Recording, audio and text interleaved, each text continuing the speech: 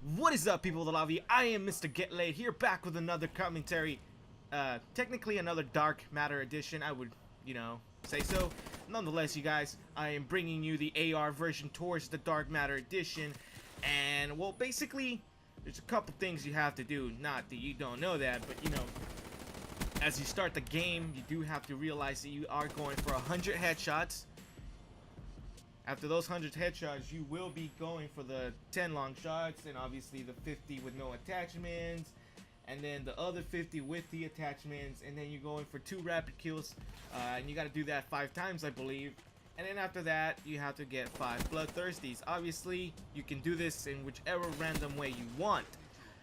So what I would recommend for you guys to do is to pick up any AR, your favorite, do your first favorite.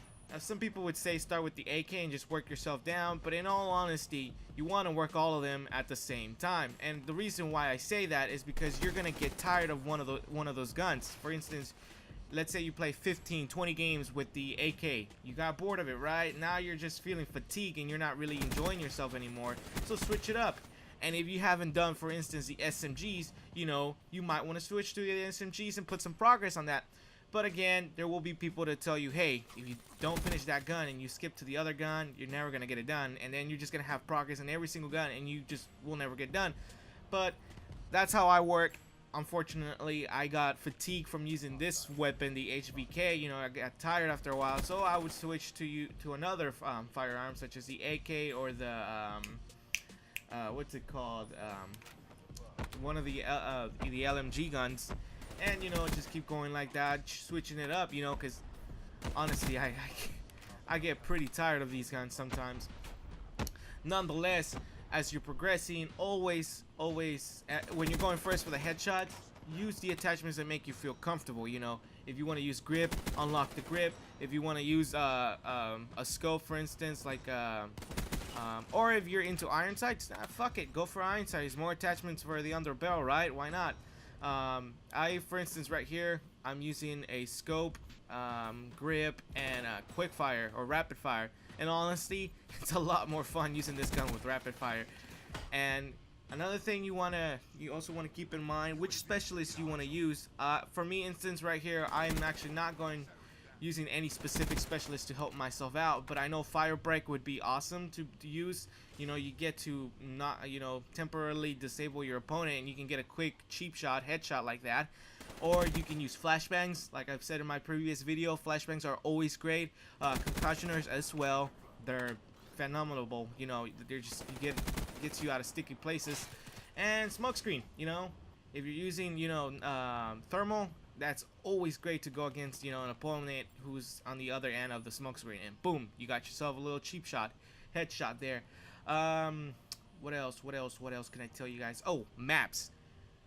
Unfortunately, with ARs, you kind of want to stick to the long ones, long to medium range maps. You can go short maps such as Nuketown and other little bigger maps, because Nuketown's pretty small. You can go with a little smaller to medium maps as well, but I felt like I couldn't really get headshots very easily, because I always found myself hip firing, which is never any good. Another thing you guys can also do is your perks. For instance, I use the just aim quicker. It's the third perk, one of the third perks. It's basically when you're after, or is it the second one? Well, nonetheless, after you're done sprinting, you're able to aim down the sights a lot quicker, and I think that's a lot better than continuing to just try and hip fire every single person you see at close quarters. Another thing you guys may want to think into, and maybe to help yourself out, is kill streaks. I, for instance, used a lot of UAVs, so I knew where the fuckers were coming from. For instance, if they were around the corner, I knew they were going to be around the corner and not somewhere else where I didn't know. Another thing you can do is on your headphones, or if you're using your monitor speakers or your TV speakers, try and listen out to footsteps. Try and listen to enemy footsteps. It's always great to have to outsmart your opponent like that. Another thing you guys can always do is make sure, and this is more of equipment wise, but if you are using a monitor, make sure you put your monitor or your TV on like the gamer setting or first person shooter setting, so the latency on the latency, I don't even think that's a word, the frame rate is at 1 millisecond. That way it's more responsive and you're seeing a lot more quicker.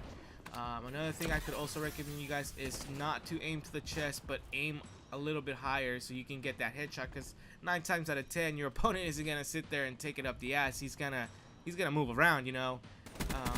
So try and aim towards the chest and, you know, get him like that. A lot of people don't think about doing that, but I always thought that's always a good idea. I mean, you got to do it in Battlefield. If you don't do it in Battlefield, you're an SOL.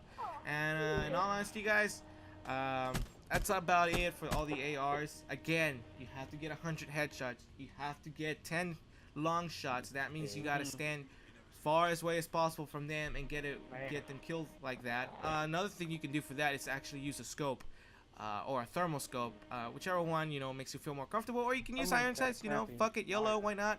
And then after that, you have to get 50 kills with no attachments, 50 kills with 5 attachments, and then you gotta get 2 rapid kills 5 times and get 5 bloodthirsties. Alright, you guys, it's been good. I will talk to you guys later on the next one. See you later. Peace.